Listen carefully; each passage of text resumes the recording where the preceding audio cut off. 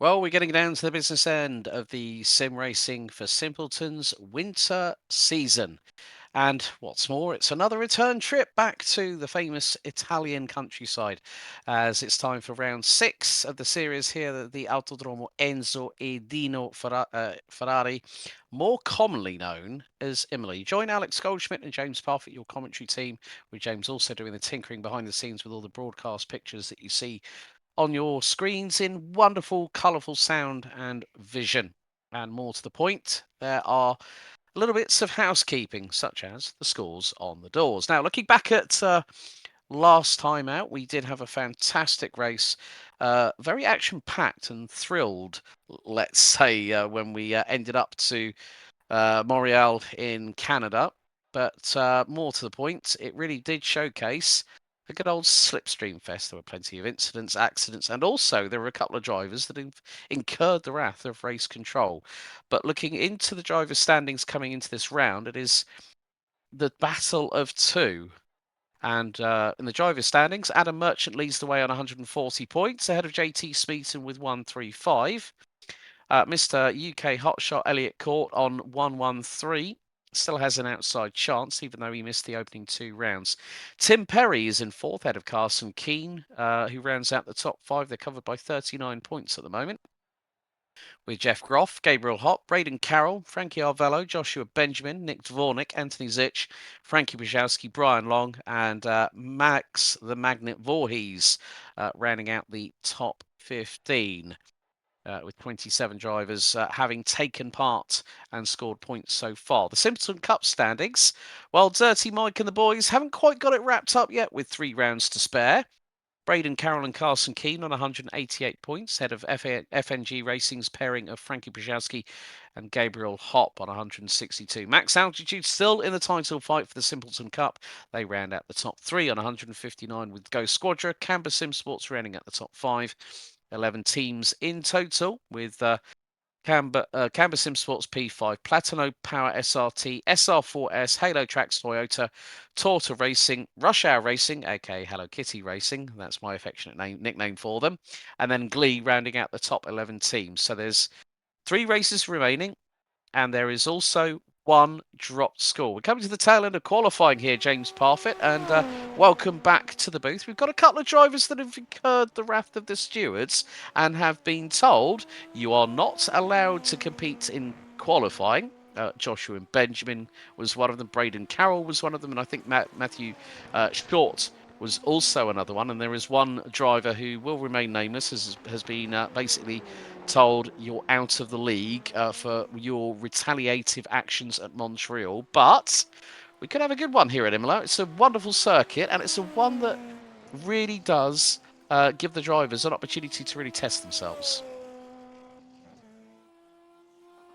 Either going to love or hate. I think that's the thing with this circuit. And I like Imola. I think it's a cool circuit. I have been, well, certainly I drove around here in a Gen 3. So, not an ideal car for a supercar to be coming around here. But it was fun anyway. But I think this could be dangerous. We did see with the Super Formula lights on Sunday. Obviously, we are recording this one a little bit after the race. But I think overall, it should be a good one. I think they've just got to be aware of the overtakes. At Variant Outer, they've got to be a little bit careful up at there as well. Tamburello, Villeneuve, all of these places, all of these chicanes, they start doing crazy stuff, trying to go 2 or 3 wide. It's never going to work, and then they're going to be in trouble. So they've got to just be a little bit smart, be a little bit clean, and hopefully they shouldn't have any dramas. Yep, there's JT Smeaton in the number 45 for Cam Sim Sports. He's currently running P3, 4/1000s behind Elliot Court, but it's Gabriel Hopp from Brazil that is the fastest out there, 1:21.878. We're coming into the last 2.5 minutes of quali. Jeff Groff now jumps up into P2. It's been a difficult winter season for Jeff. He's, him and also, I think, Christian Jasper. They both had their fair share of dramas. Brian Long jumps up to 10th, Frankie Arvello up to P6. And, more to the point, the drivers have 4 laps to get their best foot forward as JT Smeaton makes his way out of turns 11 to 13 in Acqua Minerale. Variante Alta, now known as Grassini, And you can see how much air the right side tyres got as he launched it off of the sausage curbs there. That's going to be a bit of a pinch point as well. Down the hill through turns 16 and 17 into the double right here, double left here at Rivazza. But JT Smeaton looks to be on a better lap. Elliott Court with a couple of minutes to go has just put it on provisional pole. But JT Smeaton looks to be on a flyer. He's going to cross the line, keeps it tight to the inside wall, stays P3. But this is the closest qualifying we've had all season, JP. Top three covered by 29 thousandths, and there's still time to spare. Yeah, there is for a couple of the drivers. It's going to be Jake Katz and Nick Dwarnick, the last ones to run their laps here. So they've got about a minute to do so, minute 15. But yeah, you are right. We've not hit in a second until we get down to 12th for Antti Zich. So this could be really, really great, or it could end up in drastic fireworks. So let's hope we get the first one rather than the second one. Yeah, indeed. We've also got the returning. I'm hoping he's got his Ferrari livery back with him, Nadimi ML, who we had a couple of rounds ago when we were at Monza, and he did really well, but then got caught up in the crossfire at the Temple of Speed. Jake Katz improves his lap time, stays in 13th position, 1.2 seconds off of Anthony Zich, and it looks like he is going to be the last driver that is in qualifying. 30 seconds to go. Elliott Court, once again, the man from the United Kingdom, the number 23, puts in a 127 or 121.877. And look how close. You cannot get closer than that. Apart from the fact that if Elliott Court and Gabriel Hop set exactly the same lap time, Court would have got the benefit of the doubt for setting the lap time first. And, well, we don't really need to talk any more about qualifying here because it's all come to the calm before the storm, isn't it, JP? Because we've got 29 laps of this circuit, and this is one of the most exciting tracks I've been looking forward to all through this sim racing for Simpleton's winter season. Yeah, it should be a good one. I'm hoping it was a good one. I'm hoping there was no real chaotic dramas, but the grid is up. Let's have a quick look. So, once again, Elliott Court starts from pole position. Gabriel Hott will be to his immediate left-hand side on the start-finish straight, and he completes the front row. JT Smeaton and Carson Keane line up on row 2, with Frankie Arvelo and Nadibia ML rounding out the top 3 rows. Felipe Sarkis, Jeff Groff, Christian Jasper, and Frankie Brzezowski round out your top 10. Brian Long starts 11th. Good showing there for the man behind this league, and he's got his teammate right alongside. Anthony Zich making an all SR4S row 6. Jake Katz starts 13th. Alongside him will be Nick Dvornik for Halo Tracks Toyota. So the two teammates side by side. Joel Peguero and Bryce Benton. Joshua Benjamin, Braden Carroll and Matthew Short. The latter three not able to take part in time qualifying due to their unfortunate dealings with race control, but we are just waiting for a few more drivers. No Nathan C here this time for the Rush Hour Racing team, aka Hello Kitty. Still got a few more drivers to ready up, but this is a very, very important run down to Tamburello. Of course, used to be a fast left-hand sweeper, claimed unfortunately the life of the late Ayrton Senna back on the 1st of May during the San Marino Grand Prix whilst leading. But now a 3 apex chicane, very much like Variante Ascari. So just a couple more drivers to get ready. Dvornik and Carroll yet to grid up. We'll give them a little bit more time. They've only got a certain window of which to do so, and if they don't make it up before the time that the red lights start showing up at the starting gantry, well, they're going to start from the pit lane. Braden Carroll, you have got not much time left. It's like waiting for paint to dry for all the drivers to ready up, doesn't it, JP? Yeah, it depends if Carroll's going to get onto the grid. He's only got about 2 seconds to go, so I'll be interested to see whether or not he makes it or not. But he doesn't. Lights are on, ready to go. Okay, lights are out, we're underway, and a good start from Elliott Court. Gabriel Hott trying to pull towards the outside as there's a whole whirling dervish grid here of the Super Formulas as they head through into Tamburello for the first time. Then it's the run down to Variante Villeneuve. A little bit of locking up on the braking. Jasper's lost his rear wing and got 3 wheels on the wagon. Frankie Brzezowski, I think, looked to be involved in that as well. We did also see a couple of nigh on comings together. JT Smeaton, in the meantime, got the launch and got through on Gabriel Hopp. So Smeaton, who started P3, now up to second as they go over into Piratella and then down the hill into Acqua Minerale. But good start from Elliott Court. He's got an early getaway, but more to the point, the push to pass is going to be just as useful here as it is at all the other tracks that we've been to so far in this season. Yeah, I think it's going to be coming out of Ravazza, that run down into turn number 1 down. That's going to be really the main part of it. I don't think they can really use it anywhere else unless they save it up for the final lap like people have been doing. It's possible that we might end up having a bit of a rush there as well. But Felipe Sarkis and Emil in front of him. Emil still in his Ferrari livery, looking beautiful as ever. Yeah, great to see that car back on the grid and also at an Italian circuit, named after the man that created the brand with the Cavallino Rampante, the prancing horse, Enzo Ferrari himself.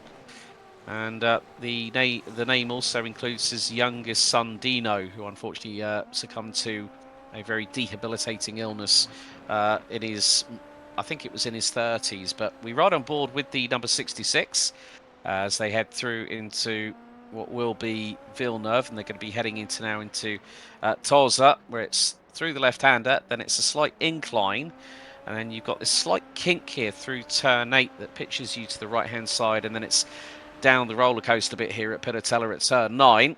And then you can see a little bit of pickup of grass from the WML, and then hard on the brakes, down from 6th gear. Well, he's launched it into the first part of Acqua Minerale, then down to 3rd gear, and then starts accelerating on the run to what was Variante Alta, now Grissini, and it's going to be hard on the brakes. It's 3rd gear, and really committed there was ML through that chicane, but didn't really wallop the sausage curbs, and that's what we saw with JT Smeaton in time qualifying earlier on. Yeah, I think you've got to try and stay away from them. They unsettled the car. Seen what they say with the little brothers of these on Sunday, that the sausage curb was causing no end of problems, and we've seen constant. It was the same scenario over and over and over and over again of people spinning up here. JT Smeaton has closed in on Elliott Court, doing the fastest lap of the race on a 1:23.39. So Court's holding on front, but Smeaton not too far back. It'd be interesting to see. Elliott's already on his push to pass. That's already recharging. JT Smeaton still holding on to his. So Elliott could be a sitting duck if JT can get a decent run coming out of Tosa, maybe on the run up into Piratella if he's lucky. But I think it's going to be down through Ravazza that he's going to be able to hold it. Yep, so up over the crest, through turn 8, into the the left-hander, down the hill at Piratella. A little bit of a tighter apex and exit used by JT Smeaton as they thread their way through this fast complex here at Acqua Minerale. You can see that some drivers have been bringing, through the new iRacing debris model, grass has been brought out onto the circuit, so at least they won't have to incur the wrath of Jonathan Palmer. Looking just there with JT Smeaton, JP, that he's a bit more aggressive than WML on those curbings, and of course there's a lot that can happen. You know, you go in that a little bit too hard, you could end up Knight Rider ski mode, 2 wheels in the air, and then end up flying into the barriers. Yeah, it's all about confidence. It's all about giving the car time to settle. Once you go over the curbs, as JT looks around the outside, he's going to try that run round the outside line. Is he going to be able to make this work? Running side by side, Elliott sends it in deep into it. Unfortunately, no run through for JT this time. Wasn't on push to pass either, so he was relying on pure draft. That was what he was going to be able to get through, and unfortunately, he didn't make it through this time. But that's the thing, you've got to have confidence. So when the car goes over the sausage curb, you've got to give it that brief little second for it to settle again, and then you can get on the gas once more. If you start getting on too early, slamming the throttle down, you are going to be in trouble. But further back, Emil has got Sarkis, Arvello, Long, all tucked up right behind him at the moment. And as you can see, on board with Brian Long, he's doing a great job out there at the moment. Yeah, looks like WML is the the cork in the Italian bottle of Rosso at the moment, bottle of red.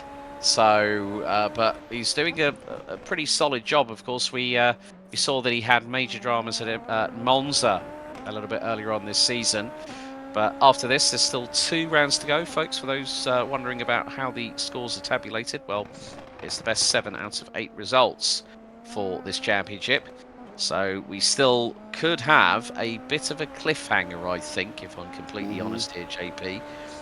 Reference. I think Elliot Court still has a feasible, albeit mathematical, chance of maybe being in the hunt for the title when we've got 2 more rounds to go. We've got Red Bull Ring and then we've got Zandvoort, the last two rounds on the calendar on March 2nd and March 7th. So there's anything that could permeate over these 29 laps that could really put the cat amongst the proverbial Super Formula pigeons, so to speak. Yeah, but can Court make it 4 out of 4? That's going to be the subject for debate, hasn't he? He's had a good job, done a good job since he's come into the series. He's won 3 in a row. You know, he's trying as best as he can. If he comes through and wins the championship after never even taking part in the first round, well, that's going to be mighty for him and a big old tick on his box of bucket list, I think. But, you know, he's just got to be aware that there are some fast guys like JT, like Gabriel, like Carson, who are all snapping at his heels. And if he makes one mistake, well, he's going to be down the order. And unfortunately, they're not going to, you know, take it lightly, and they're not going to let him off for it. Yeah, exactly. That's one of the things about this championship. You know, if you're once bitten, you're twice shy, and Elliot Court will try and do as much as he can to keep JT Smeaton at bay. Of course, we don't want to see JT do a George Russell into Valtteri Bottas like it happened a couple of years back. But JT Smeaton, nearly went 2 wheels on the grass there, going through to turn 1 at Tamburello. He is really, really pushing, as if to say to Elliot Court, right, sunshine, you are not going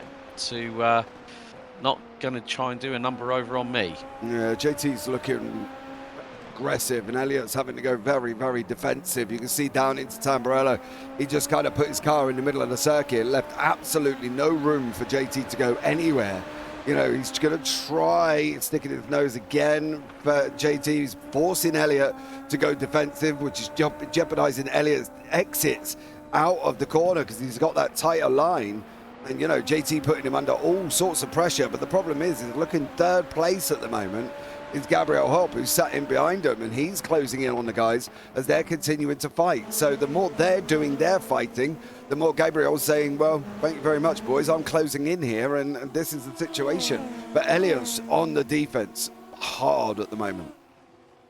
Yeah, and especially when we've still got, 23 laps to go once they cross the start-finish line. So about to conclude lap 6 and go on to lap 7 out of 29. We're not even at a third distance, and Elliot Court is having to put on a big old defensive masterclass, keep the rear wing of that Super Formula car as wide as humanly possible. And this time, once again, JT Smeaton dives to the outside into Tamburello. Now the gap between the top 3 is just under 0.8 of a second. Then it's a short run down to Villeneuve, which is turns 5 and 6. But yeah, as you said, because Elliot is having to battle hard with JT, Gabriel's got every bit of motivation in the world to just, gobble them both up and get past and go through for the lead. And that's quite crucial. And it's going to be a case of when, not if, Gabriel puts his best foot forward and goes, right, guys, watch my, hold on to my mojito. What he doesn't want to do, though, for Gabriel is get involved with JT. Because if you get involved with JT, Elliot's going to do a runner. What he's better off doing, he's still got 22 laps on the board as Gabriel. He's better off just waiting and holding at the moment. Save it for the last 5. Make sure the gap's closed in enough, to be able to make sure that he can get both of them if he's able to. If he's not able to get both of them, then he's going to have to battle JT in the last 5. But JT's really sitting there wishing that he doesn't even come near him at the moment, because for JT, he's trying to, at best, trying to make sure that he can close in. He's now on the PTP in front. I can guarantee probably Elliot is holding on to his. His is just recharging at the moment. It's not quite ready. There goes JT now. Through he goes. Side by side down into turn 1. He's been waiting for ages. He caught Elliot out. Elliot's PTP is still charging. Elliot was a sitting duck at the moment. Yeah, that's the big thing. I mean, it was only a case of when JT was going to first start to use the P2P and get through on Elliot. So that means we now have a change for the lead here on lap 8 out of 29. After this, 21 still to go. And now you can see that the light flashing over the halo and the airbox on JT Smeaton's number 45 from Canberra Sim Sports. So it is currently in a state of recharge. Of Court and Hoppers, their lights are ready to start flashing away when they start to deploy. Looks like Gabriel cut up the grass a little bit more there, going through Aqua Minerale. Now into Variante Alta. And again, yeah, you can just see that all three of them getting very, very aggressive on that curbing. But they're actually being quite smooth whilst they're doing it as well. We've already had a retirement. Christian Jasper out after the opening lap already. We'll be able to have a look at the replays after the race itself. But yeah, JT Smeaton now starting to expand a little bit of a lead, whereas, as you rightly said, Elliot Corder's been holding on to that push to pass because he's been pushing through that dirty air.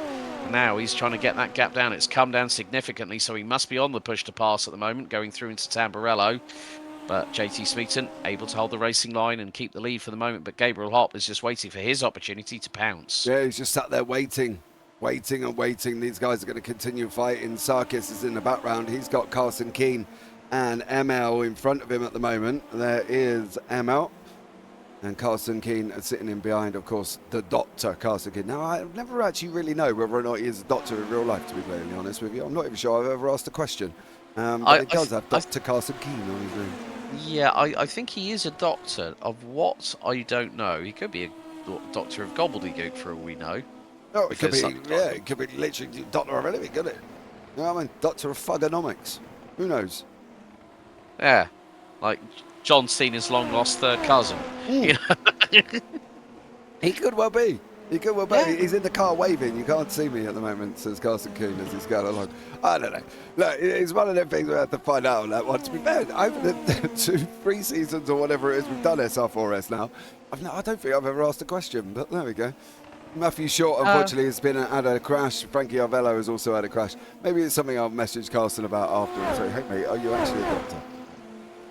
Yeah, well, in the meantime, there's someone who's looking to be a bit surgical at the moment, and that is the guy in third place. Gabriel Hopp is now challenging Elliot Court for that second position, right towards the outside, and I think he's trying to take a leaf out of JT Smeaton's playbook at the moment. He went to the outside through into Tamburello, but maybe if they were both on the push to pass at the same time, it can be used as a attacking and defensive countermeasure. It really gives them the opportunity to put their skills to the test here, and it's wonderful, this track here. You've got these, it's a little bit like a mini roller coaster, not a big roller coaster like we've seen already this season, but it's more the case that it accentuates the countryside. It gives, you know, that natural sort of like topography, if you will, of ups and downs, lefts and rights, here's and there's, and it's a wonderful mix of corners. You know, I mean, yes, there's 21 of them in total, but it definitely makes for some very, very good racing. A little bit further back, Nick Dvornik being pressurised by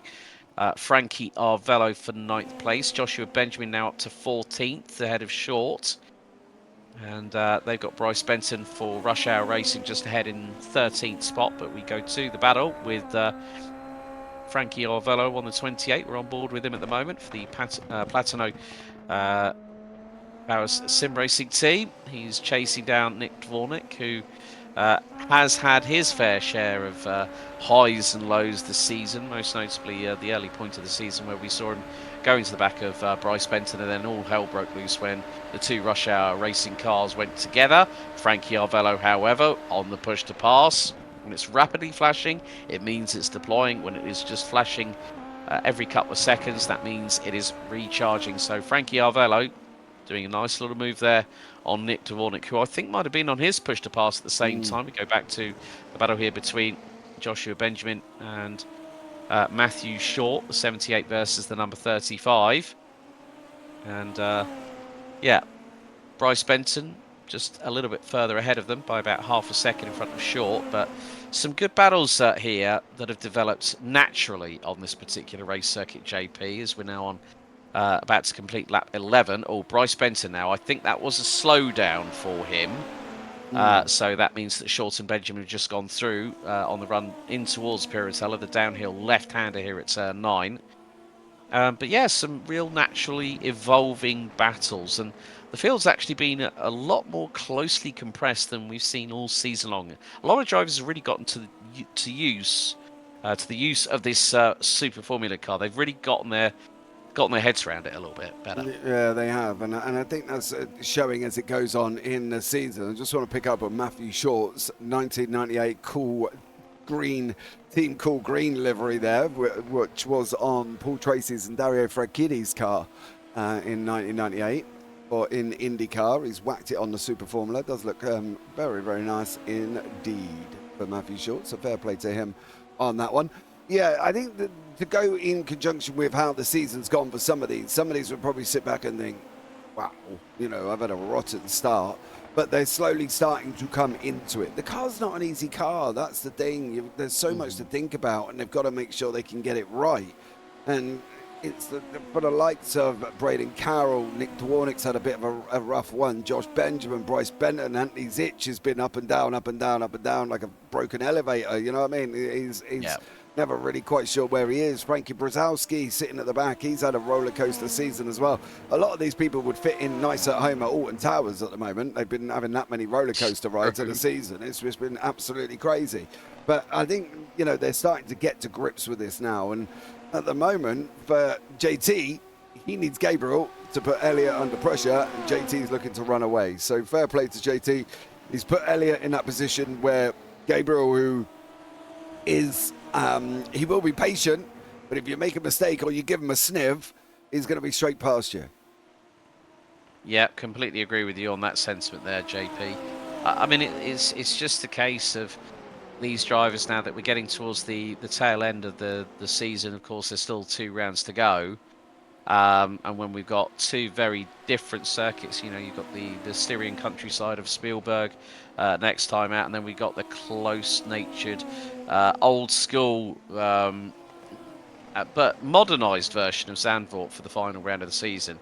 It is going to be a case that this circuit is going to tee them up nicely for rounds 7 and 8, but then, of course, those drivers that have thought, as you said, go like, yeah, I had a really, really rough start to the season, didn't I? But then they'll go, oh, hang on a second.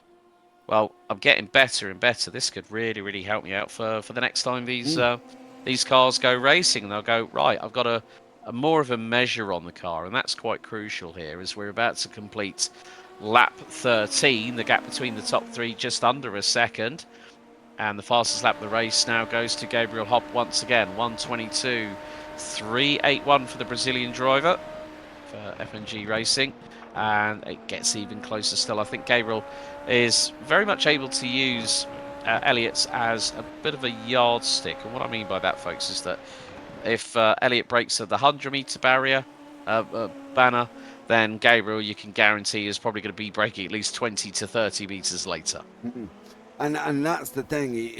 He's always been good under the brakes.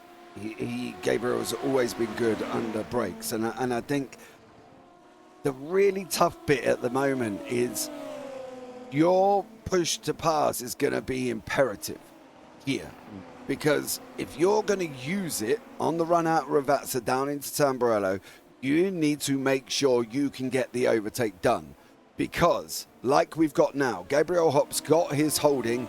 Elliott Court was on the defense with his last time round around, and now it's flashing. Technically, Gabriel should, if he can get close enough coming out of Ravazza, go straight on his PTP, zoom straight past him. But what could happen on the next lap is that Elliott could do the same. So Gabriel's got to make this push to pass move, and he's got to try and extend it out a little bit, where JT gives him that little bit of draft to move him forward. You can see he's on the PTP now. He should just go zooming past Elliott, because Elliott's got no defense at all. He does go straight past for Gabriel Hopp, and now it's down to basically Gabriel to try and escape. Oh, no! Gabriel. There you go. And that's where it can all go horribly wrong. Oh. That was looking so promising so as good. well. Yeah. He just had to escape a little bit down the road to go when he comes the next time round Ravazza and Tamburello. He would have been able to hold that line for Elliott not to be able to get past him on his PTP. But unfortunately for Gabriel Hopp, going through, it was just a bit too much speed going through Tamburello, hit the accelerator on the way out, and unfortunately the car just went, no. Yeah, that's what you call ouch, with a capital Yes. O-U-C-H. But Yeah, yeah, that's yeah. Puff goes your front wing and your nose cone as well. So Gabriel Hop, unfortunately, out. Is showing us out of the race.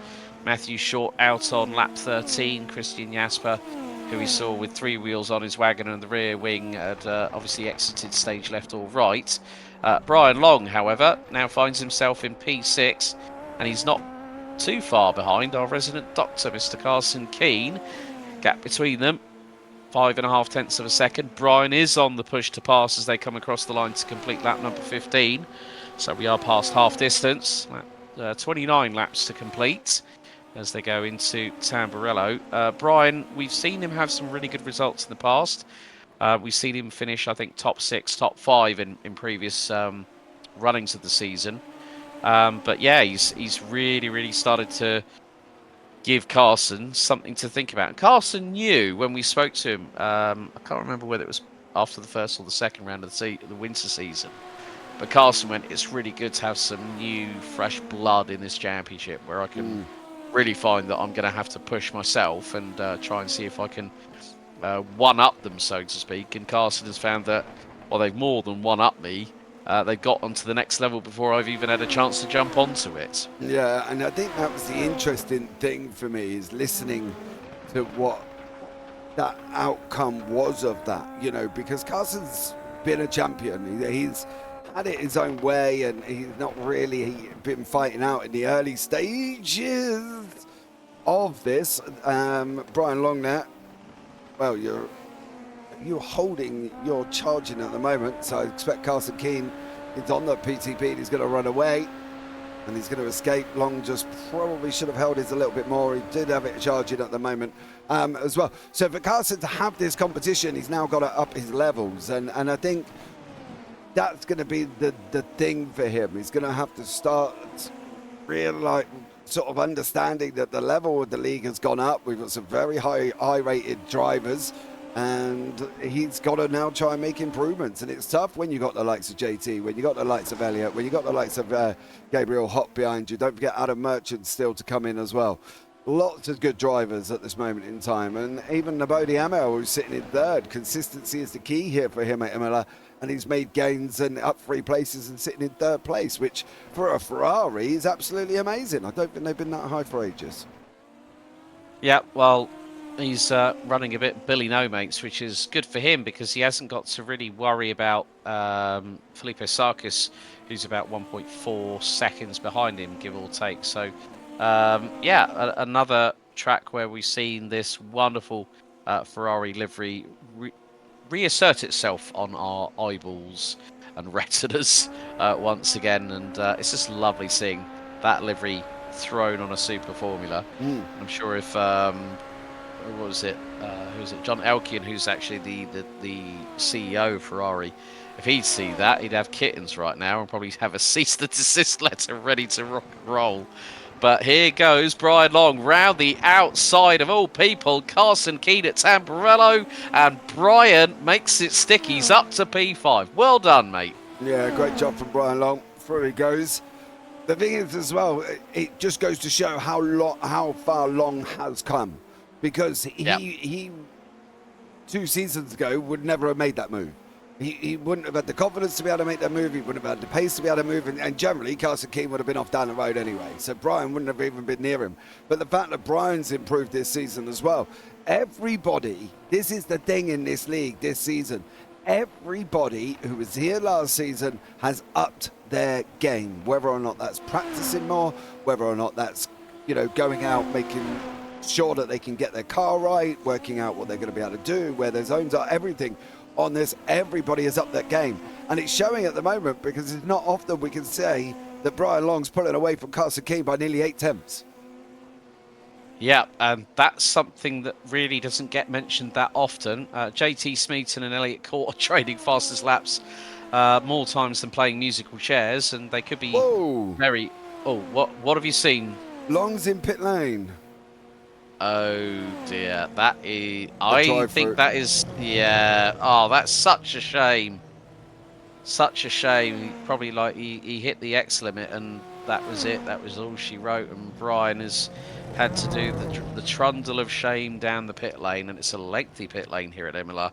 And that is going to bring him back out behind Frankie Arvello. Brian, it was going so well, mate. It was going so well. And then I think I think, as you said, Brian would not have made that move, say, last season on Carson.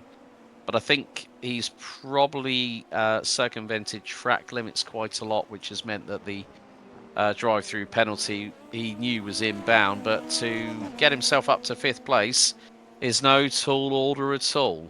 No, he's done a great job, but unfortunately it's just gone puffing. Let's be real. For him. A bit like Gabriel Hop's front wing. Yeah, it's just gone, isn't it? You know what I mean? And that's it, unfortunately. All finished. So, sucks. But, you know, well, fair play, Brian. He was doing a great job in the process.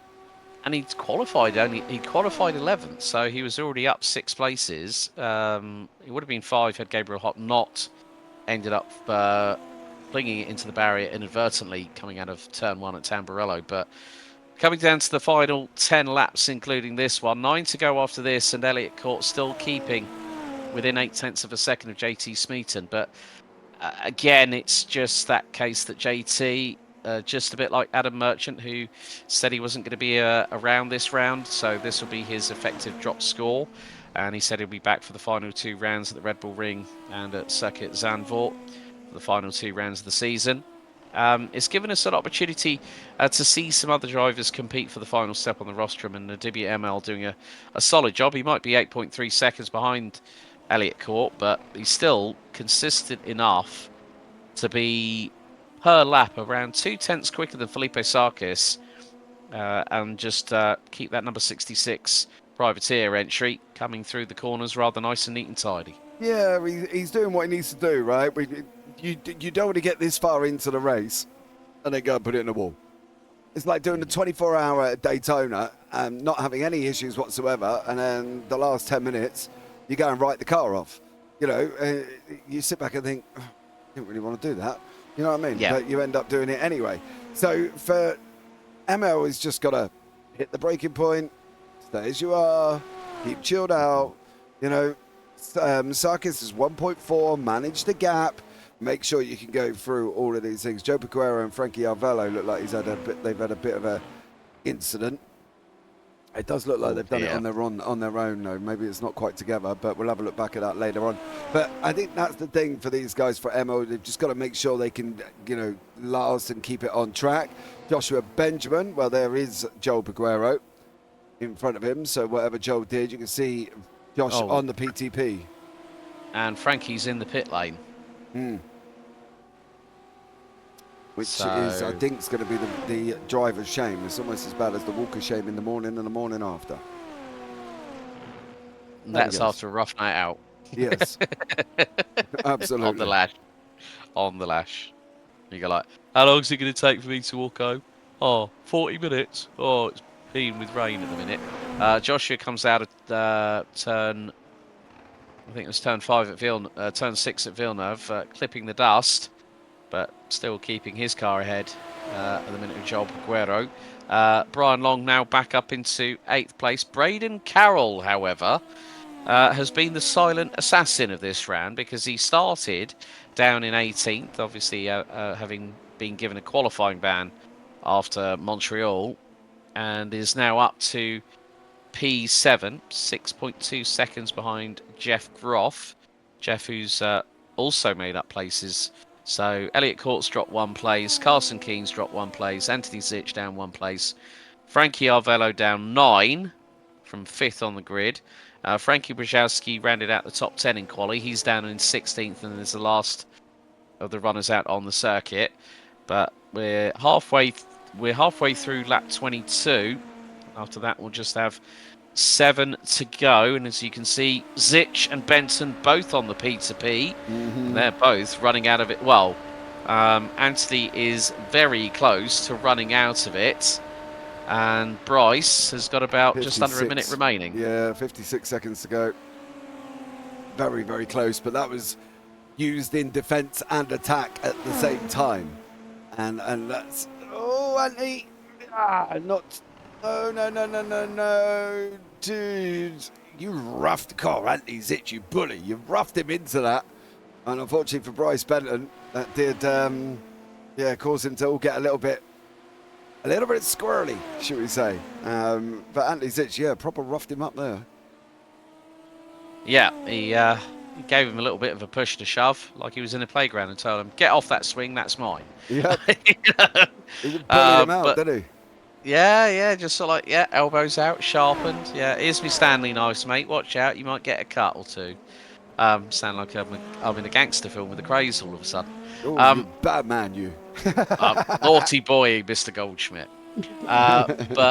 But nevertheless, the gaps are starting to expand a little bit now. So JT Smeaton, as we are pretty much heading to the end of lap 23 out of 29. JT Smeaton has a lead of nearly 1.3 seconds over Elliot Courtner. Dibby ML in third place. So there's Smeaton making his way through into the double left turns 18 at 19 at Rivazza, and then we'll get a nice little carry of momentum through turn 20 and then turn 21, which is just at the point where the start-finish straight decides to go on a little bit of a kink. And there's the first kink through turn 20, now turn 21 across the line, and lap 24 is now started, 6 to go, as Frankie Brzezowski starting to close in on Jake Katz. This is for 15th spot on the field. What I like about Frankie Brzezowski's FNG racing car is that it's got Honda on the. I like the fact it's got Honda, but there's a little bit of an Audi Sport feel to that livery, isn't there? Yeah, I think so. I do agree with you on that one. I think there definitely is. But you can see for Brzezowski, he's got his PTP. Katz is in the last 20 seconds. He's red, he's green. This could be all over very, very shortly for Brzezowski. So it'd be interesting to see if he does go and use it, how much he's got actually left here, and whether or not he's going to be able to move it. But yeah, I think the liveries are something that you can play around. Frankie, there goes that push to pass run, unfortunately. But Frankie Arvello has got a push to pass run over Bryce Benton, and there he goes in front. Yeah, and that was easy as you like for Frankie Arvello, getting through for 13th on Bryce Benson, who we're riding on board with coming out of turn 3 of the Tamburello chicane, and then here into Villeneuve at turns 5 and 6. So another new fastest lap by JT Smeaton, 1:21.778. He's still keeping the gap between himself and Elliot Court to around about 1.4 seconds. Felipe Sarkis sets a new personal best, 1:21.926. Personal best for Jeff Groff, personal best for Brian Long, personal best for Nick Dvornik, who even 9th is running in the mid 123s, and 23.6 on that particular occasion. But JT Smeaton now has got that bit between his teeth here, JP. He is definitely starting to open up that gap over Elliot Court. He's definitely making a move, isn't he? And that's the thing. But he's kind of escaped down the road, which is what he needed to do.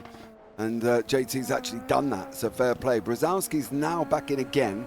Now, this is where he got caught out last time. Let Katz break. Now, this should be a JT run as they pick up a load of gravel. Is he going to go on the push to pass to close up? He's not. He's going to try and rely on natural. Oh, Jake is out. Out. Gone, son. You got none left. However, Frankie has. Dearie me. Oh dear.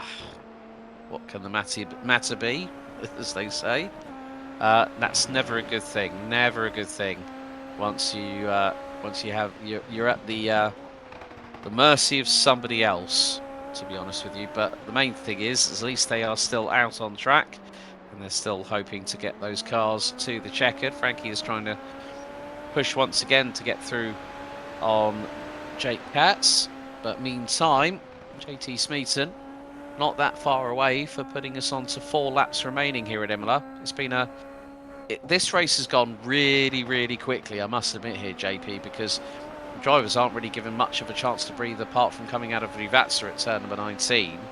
And now these guys are just trying to do what they can to get home. That's it. And it's going to be now, but you've got to get done. You can't make a mistake this late in the race because you will just be gutted.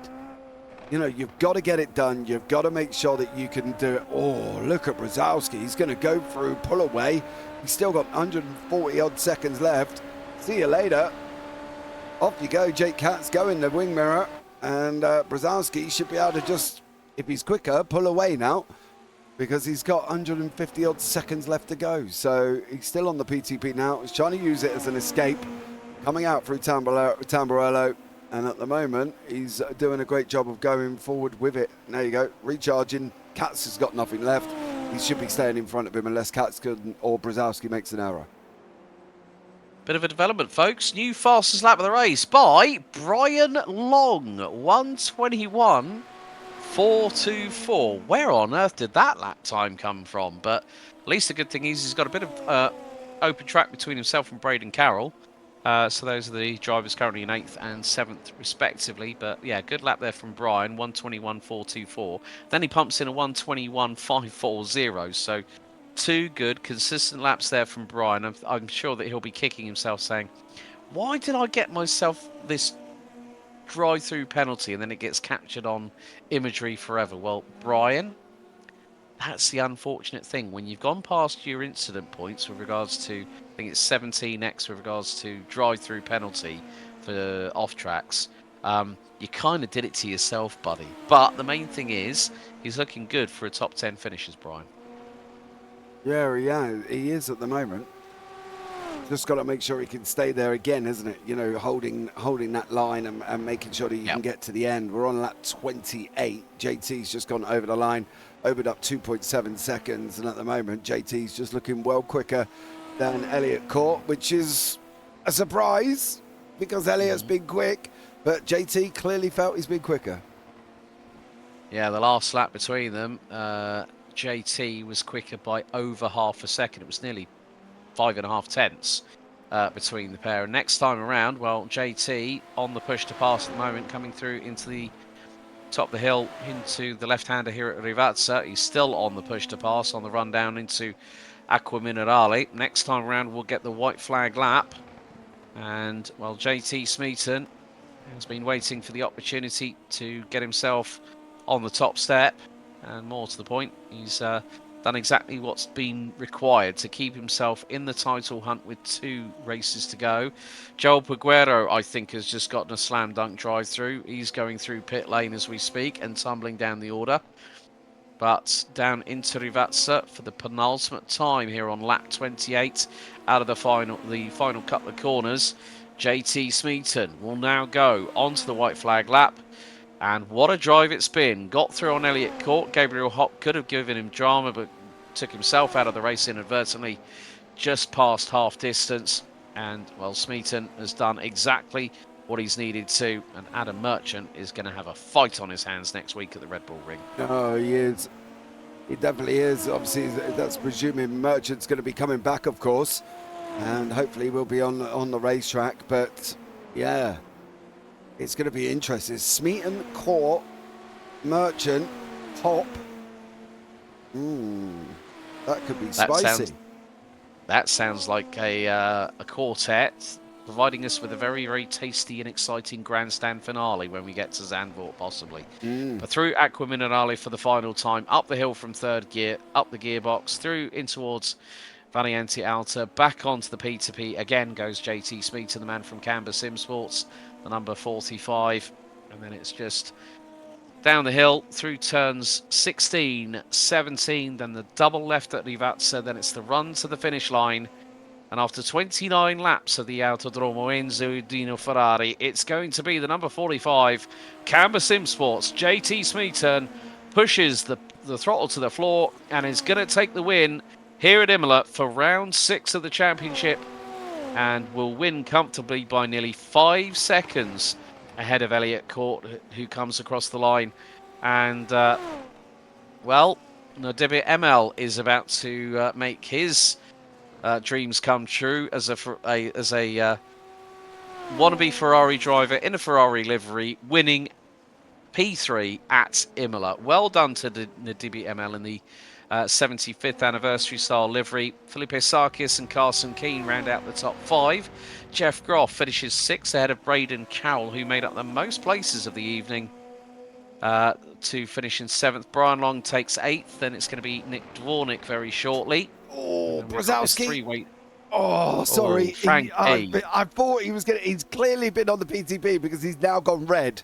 And he had 150 odd seconds. So over the last couple of laps, Brzezowski's been hammering the living daylights out of that. And I thought he was going to get him. But unfortunately, he just went in a little bit deep. And now he's given Katz a reason to come at him going into the last corner. Anthony Zitch and Frankie Arvello goes over the line there as well. But this is going to be a run. Dwarnik's on his whatever he's got left at the moment, and that is not a lot of PTP left for Bryce Benton. Over the line he goes, as they were. So, yeah, fair play to them. Great running at the end. Yeah, some great battles here at the Autodromo Enzo Dino Ferrari for round 6 of the Sim Racing for Simpletons winter season. Here from Imola, JT Smeaton picks up the victory by nearly 4.9 seconds ahead of Elliot Court, with Nadibi ML, Felipe Sarkis, Carson Keane, Jeff Groff, Braden Carroll, Brian Long, Nick Dvornik, and Joshua Benjamin rounding out your top 10. Anthony Zitch, Frankie Arvello, Bryce Benton, Frankie Brzezowski, and Jake Katz round out your top 15. Joel Peguero, a lap down, was the last of the classified runners. Gabriel Hopp, we lost on lap 14. Matthew Short, lap 13. And then Christian Jasper, with 3 wheels on the wagon and no rear wing to speak of. That was his race, done and dusted. But And this is here's why. he got properly tagged. Now, who was that hit him from the rear? Was that Brzezowski, I think? Yeah, Brzezowski absolutely mullered him. As they're coming in, you can have a look here. Brzezowski comes in, misses breaking point, too deep, bang. Jasper goes round. And it was fun while it lasted for Christian Jasper. And unfortunately, wasn't very long there for him. But yeah, Frankie Brzezowski did put him round. There was an incident further up from that because Jake Katz didn't get spun. He goes across the nose of Anthony Zitch, takes his rear wing away. Oh, front wing. Oh, no, it's not. It's back on. Well, yeah, it did the John Cena. You can't see me now. You can. Yeah, exactly. But that put Brzezowski towards the back. Jasper jumped back to pit lane. That was him pretty much done after that. This is Frankie Arvello's lap 7 incident. So this is what he got himself up to coming into Grassini. Ah, bro, I could have told you that. You hit that sausage curb, you're going to bounce that thing. And unfortunately, he did. Matthew Short in the cool green livery.